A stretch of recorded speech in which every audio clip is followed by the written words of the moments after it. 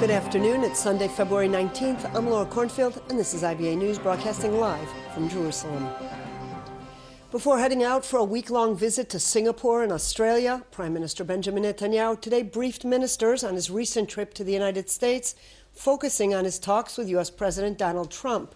Speaking at the start of the weekly cabinet meeting, Netanyahu said that he and Trump agreed to set up a special task force to discuss settlements in Judea and Samaria. He said the teams will be formed as part of a so-called upgrade in U.S.-Israeli relations in a wide array of fields, including security, intelligence, cyber, technology, and economy.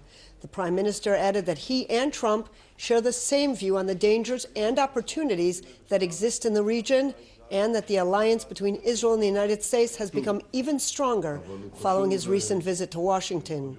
Shortly after the cabinet session, Netanyahu set out to Singapore and Australia, where he is slated to meet with the two countries' top officials and government leaders.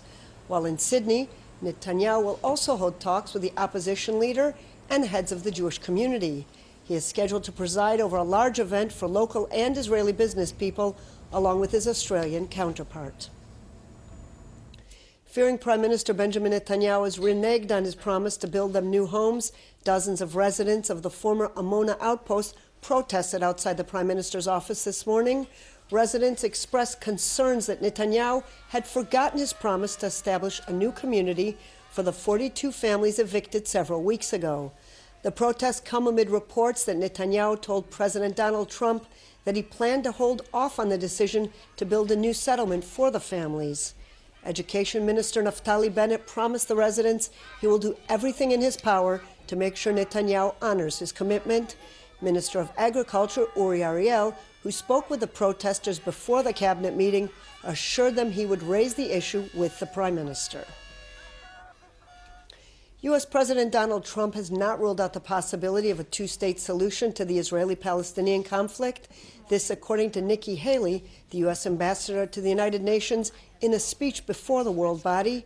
Haley said, while President Trump is open to new ways to achieve peace, he believes it is up to Israel and the Palestinians to reach a solution. I think, first of all, two-state solution is what we support. Anybody that wants to say the United States doesn't support two-state solution, that would be an error. We absolutely support a two-state solution. But we are thinking out of the box as well, which is, what does it take to bring these two sides to the table? What do we need to have them agree on? At the end of the day, the solution to what will bring peace in the Middle East is going to come from the Israelis and the Palestinian Authority. The United States is just there to support the process. Iran's ultimate objective is to undermine the Middle East, especially Saudi Arabia. These words from Defense Minister Avigdor Lieberman, who today spoke before the Munich Security Conference.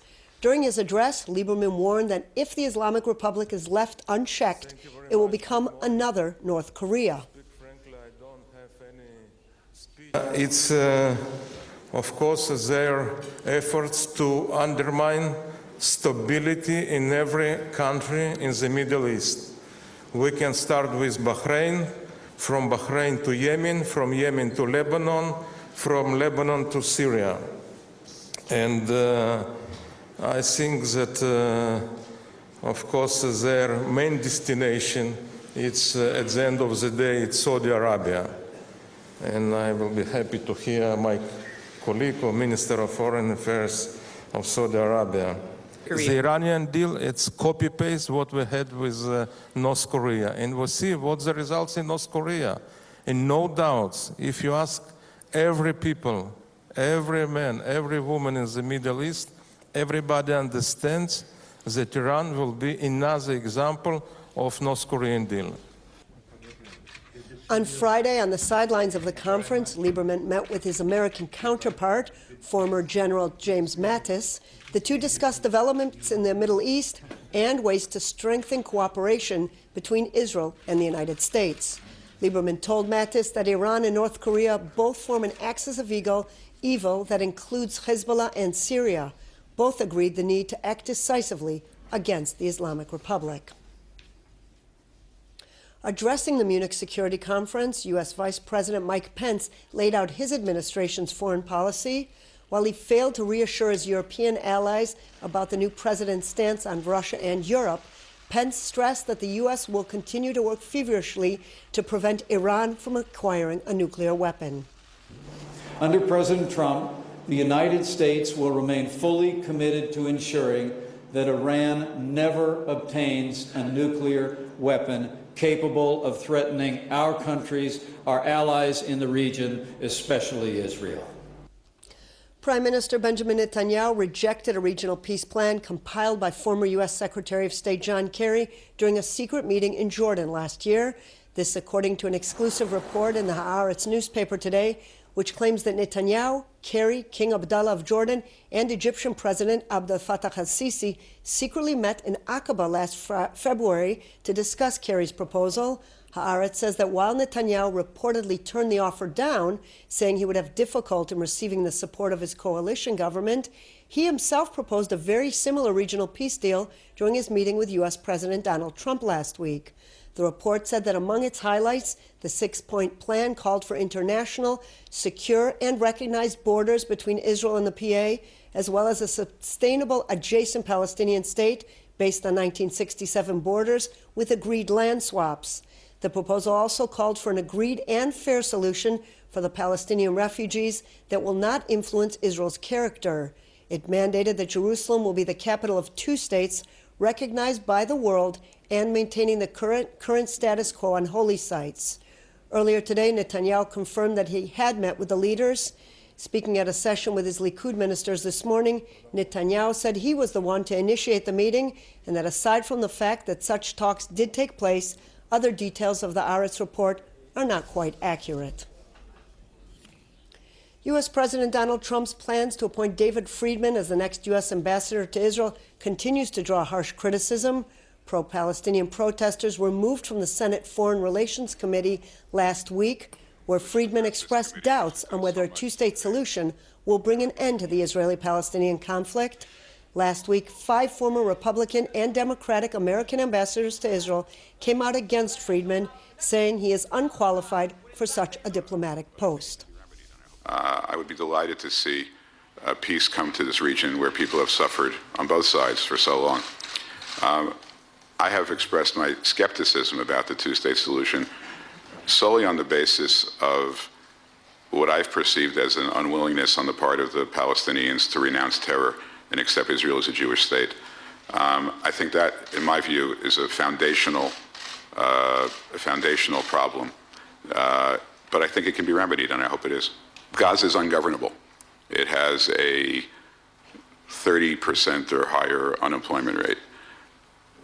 Until that changes, I don't think we will be able to uproot Hamas from the Gaza Strip. And so my approach has been, and if asked by the president, I'm not here to make policy, but if asked by the president, I would recommend deepening the efforts along with our allies in the Gulf and Israel's neighbors to work harder on empowering the economic opportunities for the Palestinian people who I believe are being held hostage by a ruthless regime.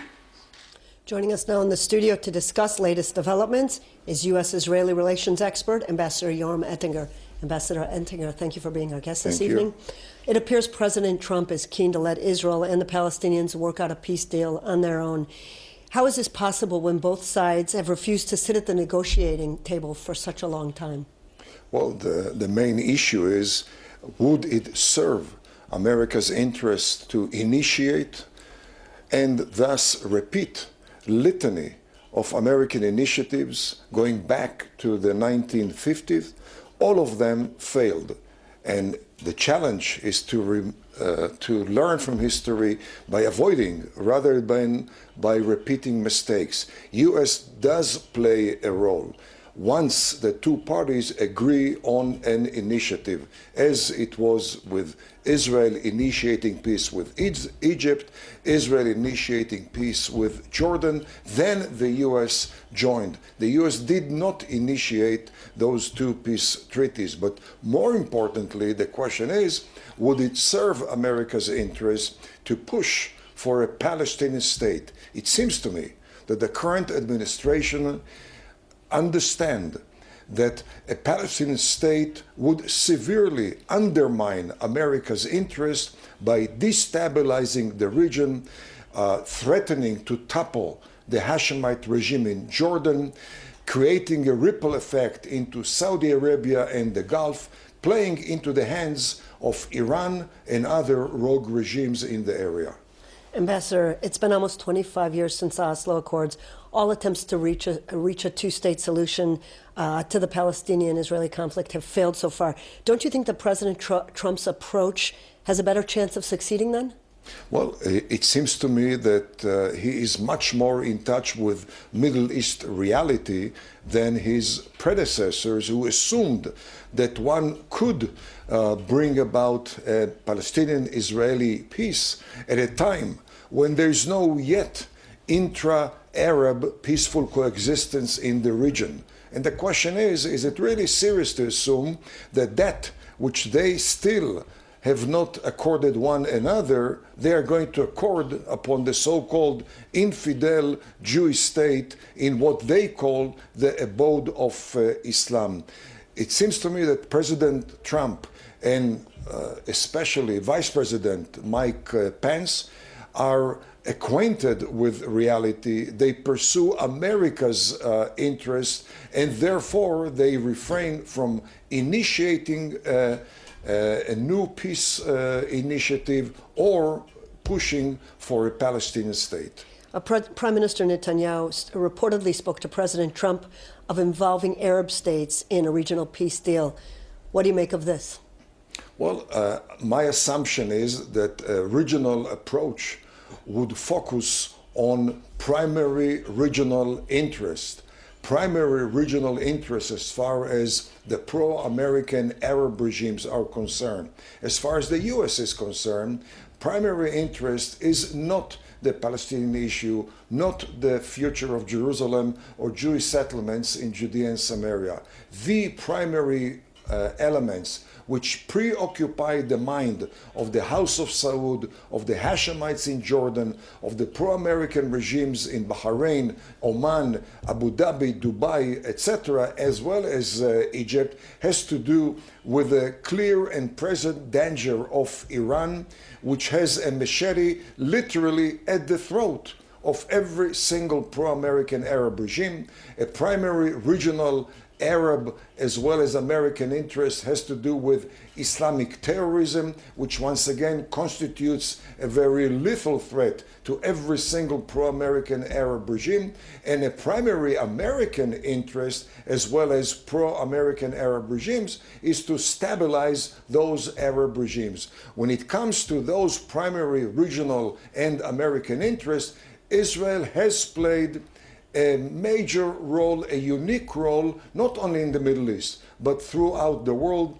The Saudis, the Jordanians, the Egyptians, the Bahrainis, the Kuwaitis have no better life insurance agent in the Middle East than is Israel. Netanyahu is certain that the U.S.-Israel alliance is getting stronger. Do you agree with this sense of optimism?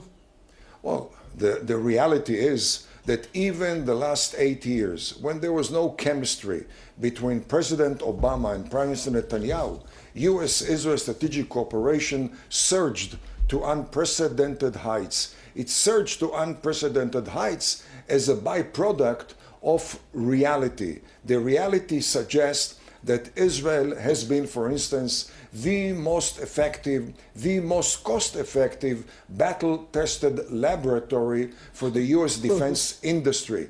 We use hundreds of U.S. defense systems. Each one of them we upgrade through hundreds of lessons learned through Israeli operation, maintenance, and repairs. Those lessons have enhanced America's research and development, have enhanced the competitiveness of the U.S. defense industry, therefore increasing U.S. defense exports and expanding U.S. employment base. Israel contributes in the same manner to the defense industry as well as the commercial high-tech industry, American irrigation, American agriculture, certainly to America's national security and counterterrorism intelligence. Ambassador Yoram Ettinger, always great to have you with us. Thanks so much. Thank you.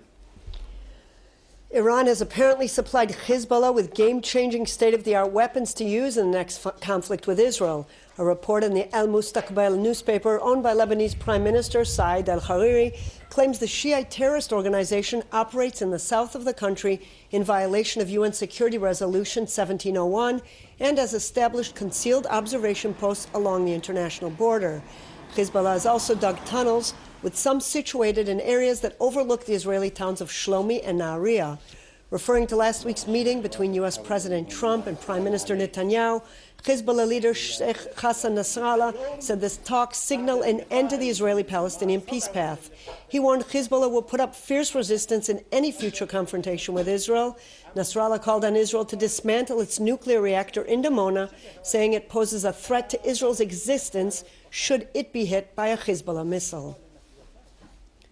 In other news, Likud MK Tzachi Hanegbi has been temporarily appointed as Minister of Communications for the next 3 months. This after Prime Minister Netanyahu agreed to relinquish the post, which he had been holding since the elections. The Prime Minister said that at the end of the period, he will make further decisions. The latest move comes amid a backdrop of investigations against Netanyahu, some of which have raised questions regarding the Prime Minister's connections with senior figures in the media. The announcement also follows several petitions that were filed to the High Court by the Movement for Quality Government and opposition leader Isaac Herzog, who demanded that Netanyahu suspend himself from the post. Culture Minister Miri Regev, who was also named as a potential candidate for the post, congratulated Hanegbi on the appointment. She called on him to immediately work on canceling the new Israel Public Broadcasting Corporation, which is slated to launch operations at the beginning of May, and rehabilitate the Israel Broadcasting Authority. A Tel Aviv court extended by 4 days the remand of parents suspected of physically and sexually abusing their 4-year-old son. A gag order has been placed on the investigation, preventing identifying details of the parents, both of whom are in their 30s, from being published. Police arrested the couple yesterday in their home after suspicions arose over how they treated their son, who is currently hospitalized at the Tel HaShomer Hospital. Already on Thursday, doctors concerned over the deterioration in the boy's condition decided to install cameras in his hospital room. Video footage showed the mother injecting chemicals into the child's intravenous line without informing doctors. It was also revealed that the father is suspected of sexually abusing his son. 5 people have been arrested for abuse at a Haifa nursing home after an undercover journalist on Channel 2 exposed shocking and humiliating treatment of the elderly patients who reside there. The suspects, 4 workers and the head nurse, residents of Haifa, Nazareth, and Kiryat Yam, were filmed at the Neot Kipat HaZahav nursing home, beating and threatening the helpless patients, tying them to their beds and not attending to their basic needs. The expose came after a male nurse broke the story to a private detective, causing a slew of condemnations from ministers and officials. The health ministry, who is responsible for the nursing home, has promised to launch a thorough investigation into the matter and into the management of the rest of the country's facilities for the elderly. Well, despite the disturbing news, there's also room for hope. In keeping with our Sunday tradition, here are 5 good news stories that may cheer you up a bit. A total of 102 new immigrants, all members of the Indian B'nai Menashe Jewish community, arrived in the country last week with plans of making Israel their new home. With the aim of bridging cultural gaps, the Foreign Ministry's Public Diplomacy Department has launched a new project featuring online videos that teach Hebrew to Arabic speakers.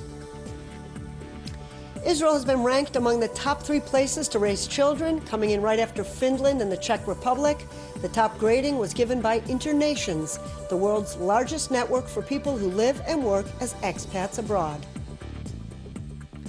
Israeli startup Kado raises $1.2 million to complete development of what it says is the world's thinnest chargers to be used for smartphones, tablets, and laptops. And even though it may not always seem like it, the country is experiencing economic growth. According to the Central Bureau of Statistics, Israel's GDP grew by 6.2% in the last quarter of 2016. That's the highest quarterly growth rate in over 4 years. In finance, shares on the Tel Aviv Stock Exchange are up. Currency markets are still closed for the weekend. Here are the numbers.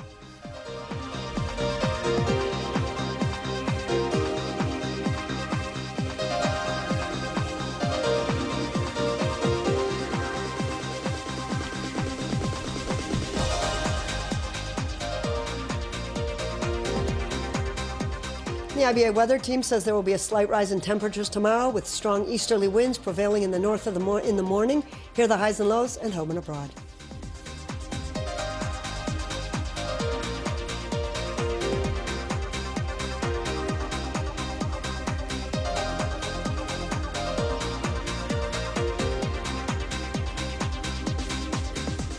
And that's all for this newscast. Join us again tomorrow, same time, same channel, when Yair Shir will be at this desk. Until then, I'm Laura Cornfield wishing you a good evening and shalom from Jerusalem.